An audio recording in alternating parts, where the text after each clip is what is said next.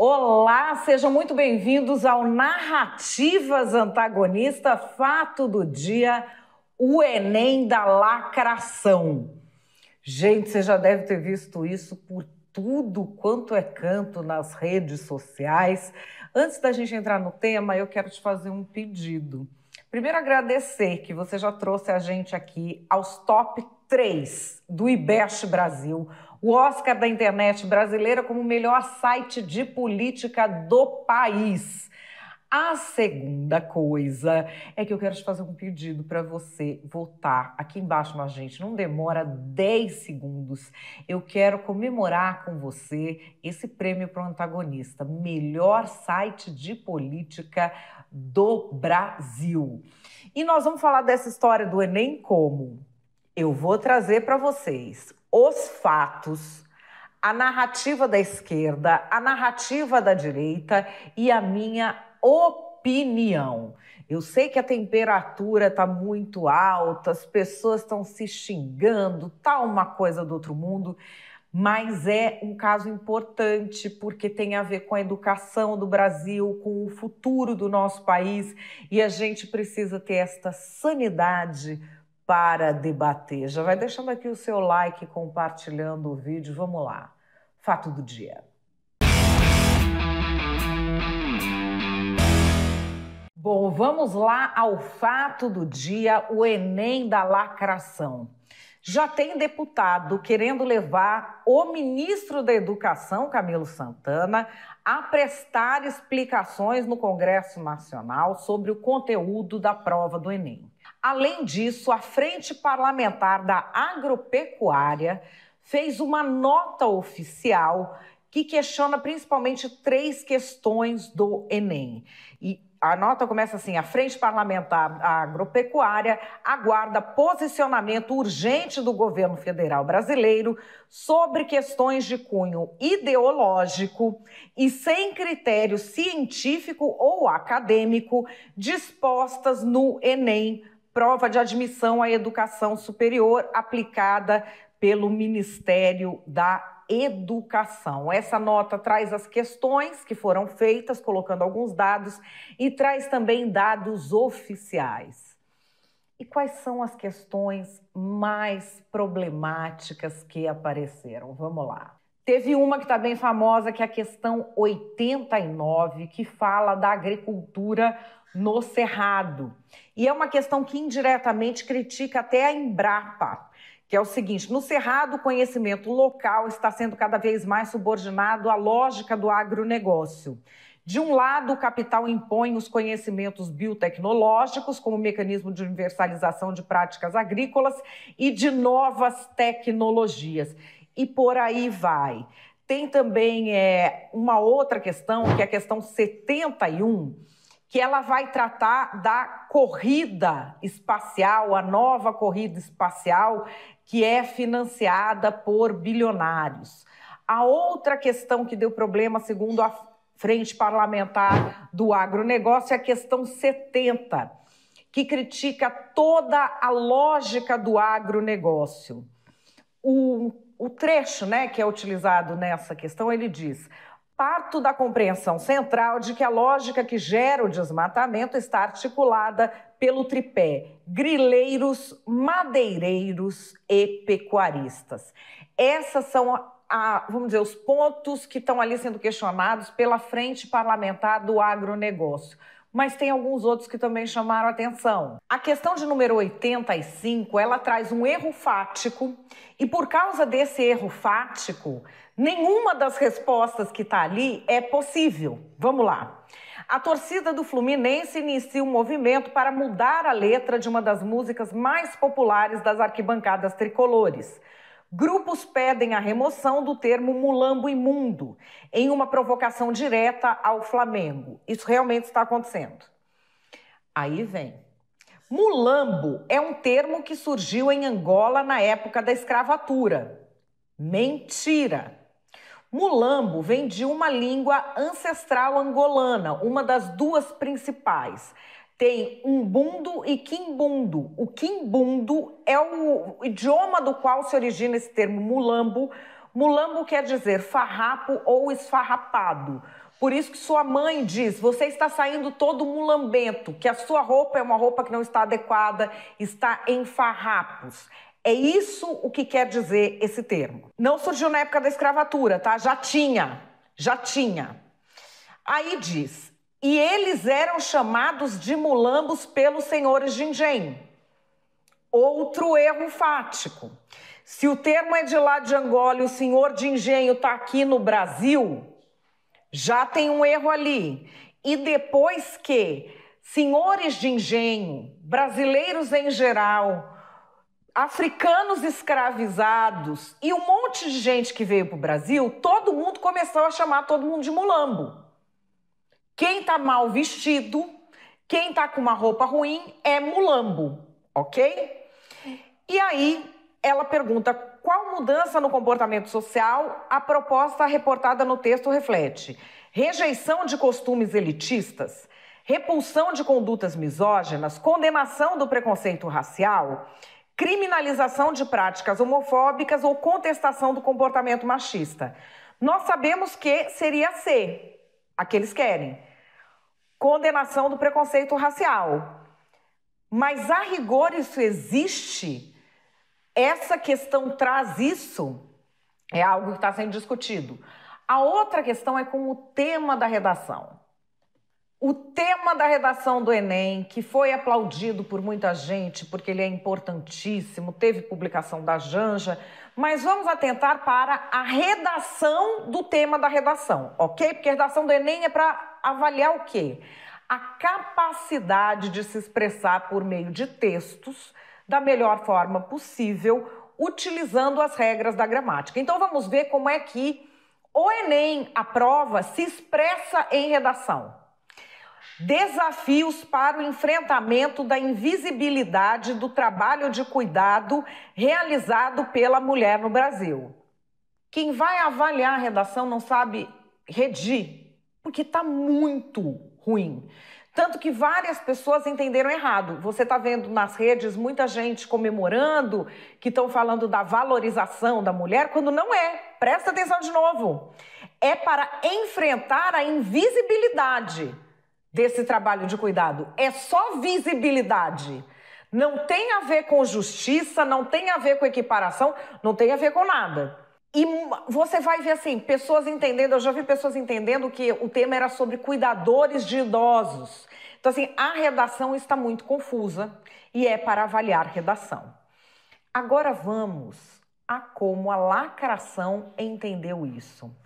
E aqui, olha, a gente vai ver muita gente comemorando no seguinte sentido, de que o Enem estaria excluindo bolsominions, porque eles não dominam esses temas. Tem um mundaréu de gente falando isso nas redes.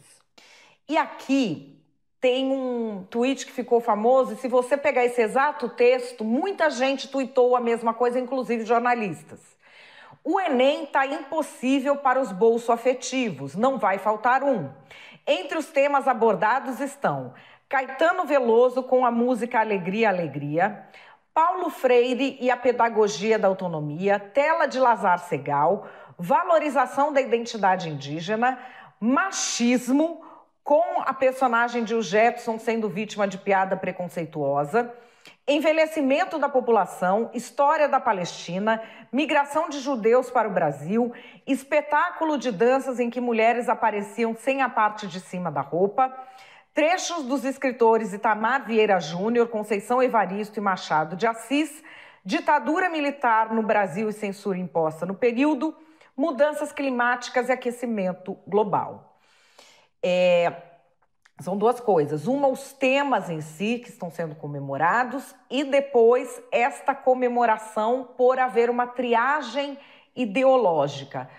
Vamos ao que é para o Enem avaliar, de acordo com a lei? O Enem foi instituído no ano de 1998 pela portaria do MEC de número 438. Ele tem 3 objetivos na avaliação do desempenho do aluno. Dar ao cidadão parâmetro para autoavaliação com vistas à continuidade de sua formação e sua inserção no mercado de trabalho, criar referência nacional para os egressos do ensino médio, fornecer subsídios às diferentes modalidades de acesso ao ensino superior e virar uma modalidade de acesso a cursos profissionalizantes no ensino médio. Aí, no segundo artigo, a gente tem o que ele é. É uma prova de múltipla escolha e uma redação em que avaliará as competências e as habilidades desenvolvidas pelos examinados ao longo do ensino fundamental e médio, imprescindíveis à vida acadêmica, ao mundo do trabalho e ao exercício da cidadania, tendo como base a matriz de competências definida especialmente para o exame. E aí essa matriz de competências tem dominar a norma culta da língua portuguesa, compreender processos históricos geográficos, produção tecnológica, manifestações artísticas. Aí vai um por um dizendo para que serve o Enem. Esses são os fatos. E aí, quais são as narrativas? Vem comigo. O que eu tenho a dizer para os bolsominions? Chola mais, porque agora tem uma escolha. Ou você é bolsominion e fica no obscurantismo, ou você evolui se quiser entrar no ensino superior. O governo Lula acertou numa coisa que é o seguinte: a prova do Enem, ela é a prova de bolsominion. Não tem como o bolsominion passar, e isso é a melhor coisa que foi feita para o nosso país. E vocês vejam como é ridículo, né? Eles estão chiando por causa de quê, os bolsominions? Eles estão chiando porque fala da emancipação de mulher. Mulher para eles só existe quando é fraquejada. Tem Caetano Veloso, nossa, Caetano Veloso fez o L, não pode. Eles não sabem avaliar nada. Chega aquela coisa, vem falar a realidade do agronegócio. O agro, que ficou mais do que provado no governo Bolsonaro, é um movimento fascista. Ah, mas dá dinheiro, mas é fascista. E aí, quando se expõe isso, que é um fato no Enem, que o agro impede quem mora no campo de estar no campo, que o agro se apropria de tudo, tem uma lógica capitalista, aí eles estão arrepiadinhos, estão chamando lá o ministro. Eu acho uma coisa, quando se trata de educação, se você conseguir excluir bolsominion e deixar bolsominion gritando, você está no caminho certo. Eles estão reclamando, e quem é que está reclamando? É essa gente que rezava para pneu. Essa gente que dizia que vacina tinha chip. É essa gente que estava defendendo até outro dia um golpe de Estado e o fim da democracia. Então, assim, tudo que for a prova de bolsominion é ótimo. E o que eu tô achando da gritaria deles na internet? Eu tô achando pouco. Sabe o que quer dizer Enem? Não é mais Exame Nacional do Ensino Médio, é Exame Nacional da Esquerda Militante. O governo Lula finalmente fez o que queria, né? Ele implementou oficialmente a doutrinação no lugar da educação no Brasil. Nós estamos alertando há tantos anos sobre professores doutrinadores. Tanto tempo. E o Brasil não quer fazer nada, né? O Brasil quer ser progressista, quer esquerdar, quer ser o Brasil do amor. Olha, tomou na cabeça. Tanto tempo nós tentando implementar um programa maravilhoso, que era o Escola Sem Partido, em todas as escolas. Se tivesse escola sem partido, nada disso estaria acontecendo hoje. Não implementaram. Qual é o nosso último refúgio? São as escolas cívico-militares. Fora das escolas cívico-militares, não tem salvação no Brasil. Só que aí também se forma na escola cívico-militar, se ele não aprender o progressistês, se ele não gabaritar em encontro com Fátima, ele não vai entrar em nenhuma universidade, porque o Enem agora só avalia se você sabe agachar a sua cabeça para a esquerdinha e dizer o que o progressista gosta. Porque se você não falar o que o progressista quer ouvir, você tá fora. É uma tortura feita com os estudantes, deles terem que ceder à doutrinação, porque se ele não ceder à doutrinação, ele não pode entrar numa faculdade. Olha, eu sempre fui a favor de filmar professores doutrinadores. Se a gente tivesse feito isso nos últimos anos, acho que a gente não estava nesse ponto do Enem. E a gente está vendo tudo que o Gramsci falou de tomar por dentro, né? Tomar por dentro as instituições. Tá aí. Foi feito. Faz o L agora.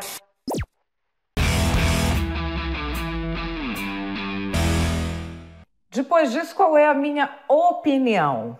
A minha opinião é que a lacração no Enem é uma ameaça democrática grave e muito mais grave do que as pessoas estão vendo. Sabe por quê? Qual que tem sido a discussão nesse momento? A discussão nesse momento tem sido sobre qual é a ideologia que está sendo predominante ali e se deveria colocar isso como ideologia, se não deveria colocar isso como ideologia. Aí quem, como eu, é contrário a esse tipo de ensino ideológico, idiotizante, vai falar que não deveria colocar, e vem a lacração e fala que deveria. Só que a discussão que a gente está fazendo aqui, ela é uma discussão que mascara uma muito mais importante. O Enem, ele é para avaliar o quê? Para que o Enem está ali? Ele serve para avaliar o quê? E aí a gente vai falar, não, é o conhecimento. Mais uma vez, a síndrome do bom mocismo e do justiceiro social para fazer legislação é o que mais faz o brasileiro tomar na cabeça. A lei inicial que faz o Enem, em 1998, ela é contra o tal do conteudismo, que você cobra só aquele conteúdo, entendeu? É matemática, é inglês, é física, é química, é não sei o que lá. Ela quer ir além. É a ideia da escola que está educando as pessoas. Vou até aqui, ó, na lei específica, para vocês verem. Entre as competências que vão sendo colocadas, a competência não é tipo fazer cálculo não sei o que, saber estrutura, sujeito, predicado, não sei o que, papapá. Identificar e caracterizar a conservação e as transformações de energia em diferentes processos de sua geração. Até aí vai ok, como produz energia. E uso social. Analisar criticamente as implicações ambientais, sociais e econômicas dos processos de utilização de recursos naturais. Diante da diversidade da vida, analisar padrões comuns nas estruturas e nos processos que garantem a continuidade dos seres vivos. Como vai ficando muito aberto e assim, muito sinalizador de virtude, é um conceito assim que você olha e fala, legal isso aí, bom, mas você não sabe o que é que ele está falando. Quando você não sabe o que é que a pessoa está falando, quando ela não define objetivamente, isso é um texto de uma lei, no caso de uma portaria, mas é um texto legal, o que acontece? Tudo cabe ali. Então, o que está no Enem cabe ali de acordo com essa lei, entende? Porque a gente nunca definiu o que era o Enem avaliar. E nós não estamos fazendo essa discussão agora também. O que a gente está pegando são umas questões lá que são aberrantes e trazendo aqui para a discussão. E eu já ouvi muita gente falando, mas isso sempre foi assim, sempre teve a lacração, sempre teve. Teve. Só que não dá para... Se tudo então nada é. Então a gente não está com problema aqui, porque sempre foi assim. Não, a gente está com problema. Qual é a diferença? Anteriormente, você tinha isso de algumas coisas ideológicas colocadas, mas não dava para errar a redação, ou ter um erro fático, ou ter um erro da matéria, sem uma questão ser anulada, só porque ela fala coisas que supostamente trazem justiça social. Isso não acontecia. E agora está acontecendo, porque essas questões que estão sendo trazidas para a gente olhar, como por exemplo a do mulambo. A do mulambo ela não tem resposta, porque a origem da palavra mulambo, o uso que se atribui a ela, é uma fake news. que colocaram ali, então não tem resposta. E mesmo levando em conta aquela fake news de que mulambo é a forma como os senhores de engenho chamavam os escravos, não dá para você dizer se era por elitismo ou por racismo. Da forma como está formulado ali, não tem resposta, entende? A diferença é que agora você lacrar se tornou mais importante do que acertar o conteúdo. Antes não tinha jeito, o conteúdo tinha que estar muito certo para o cara poder enfiar a lacradinha. Uma questão como essa do mulambo já teria sido anulada, porque ela tem erros fáticos. Outras questões lá que o pessoal da agropecuária trouxe com dados tem erros fáticos. A do cerrado tem erros fáticos. A da soja na Amazônia tem erros fáticos. Elas teriam sido anuladas em outros tempos, por quê? Quando uma questão ela tem um erro fático e não dá para você concluir por meio dela, então ela não está avaliando nada. Agora, a redação, por exemplo, que está falando ali da invisibilização do trabalho, não sei o que, é uma redação horrorosa. A redação ela é para quê? Para avaliar se a pessoa sabe redigir. Ali, o enunciado está muito ruim.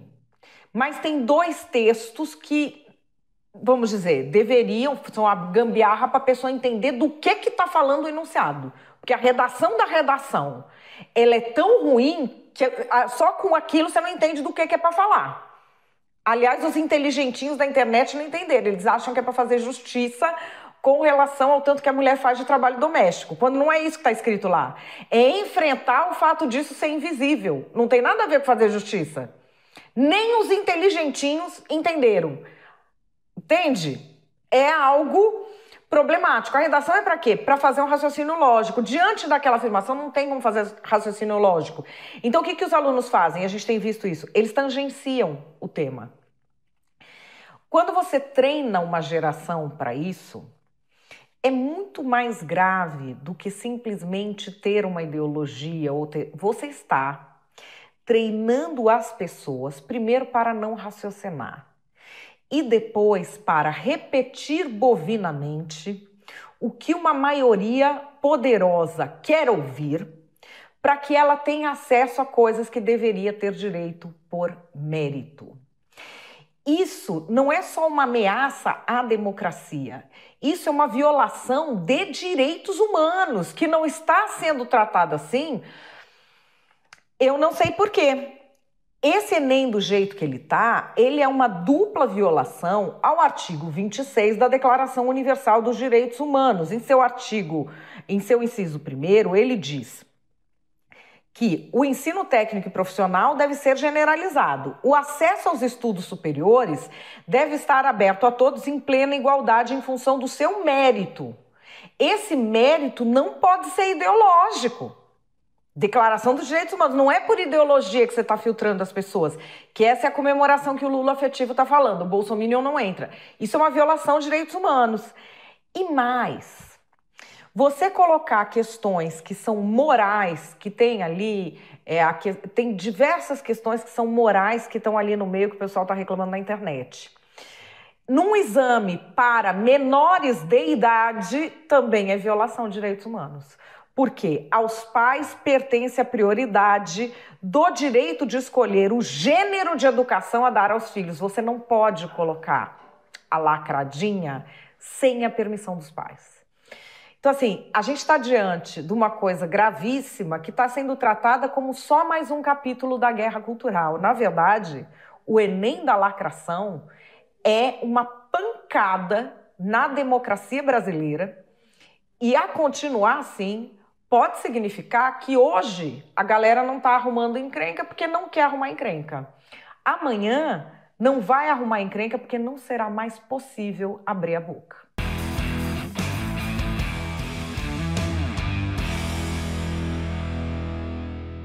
Eu quero saber também qual é a sua opinião sobre o Enem da lacração. Escreve aqui embaixo para mim, não esquece de deixar o seu like, já compartilhar esse vídeo com as pessoas de quem você gosta. E se você é fã da gente aqui no Antagonista, não esquece que a gente está no top 3 do IBEST, o Oscar da internet brasileira. Vocês que colocaram a gente lá, eu quero te fazer mais um pedido. Vamos ganhar esse prêmio juntos? Vamos comemorar? Nem 10 segundos para você votar. Se puder fazer a gentileza de compartilhar esse link com seus amigos, eu agradeço demais. Como eu agradeço a participação de vocês, cada dia cresce mais aqui no Narrativas Antagonista. Vamos juntos, eu estou de volta aqui amanhã às 5 da tarde. Beijo para vocês e até lá.